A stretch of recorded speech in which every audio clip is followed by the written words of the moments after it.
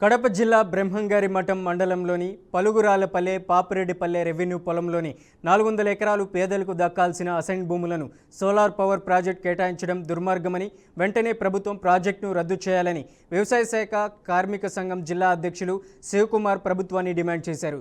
బ్రహ్మంగారి మఠం మండలంలోని చెంచయ్యగారిపల్లి గ్రామస్తులు సాగు చేసుకుంటున్న అరటి, టమోటా, మొక్కజొన్న ఇతర పంట పొలాలను సోలార్ పవర్ ప్రాజెక్టుకు కేటాయించిన నేపథ్యంలో వ్యవసాయ కార్మిక సంఘం ఆధ్వర్యంలో పర్యటించారు.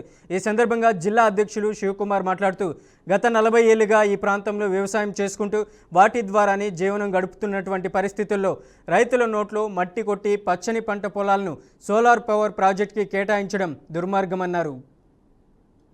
మాకేం సంబంధం లేదు అన్నట్లుగా ఈరోజు అధికార పార్టీ నాయకులు వివరిస్తూ ఉన్నారు. 30 ఏళ్ళుగా భూములు నమ్ముకొని జీవనం సాగిస్తున్నటువంటి పేదలు, రైతులు ఈరోజు ఈ భూములు సోలార్ కిందకి వెళ్ళిపోతే వాళ్ళు ఎలా బతకాలనో అర్థం కాకుండా ఆందోళన చెందుతూ ఉన్నారు. వాళ్ళ మాటలు వింటా అంటే కడుపు బాధగా ఉంది.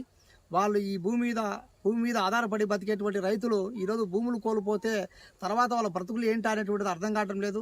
ఈ ఏదైతే ప్రాంతంలో ఉన్నటువంటి ఎమ్మెల్యే గారు మనిషికి ఎకరా భూమి ఇస్తామని చెప్తున్నాం కాబట్టి ఇక్కడ ఉన్నటువంటి 400 ఎకరాల భూమిని సోలార్కి అప్పచెప్పాలనుకోవడం చాలా దుర్మార్గకరమైన పద్ధతి. నాయకులు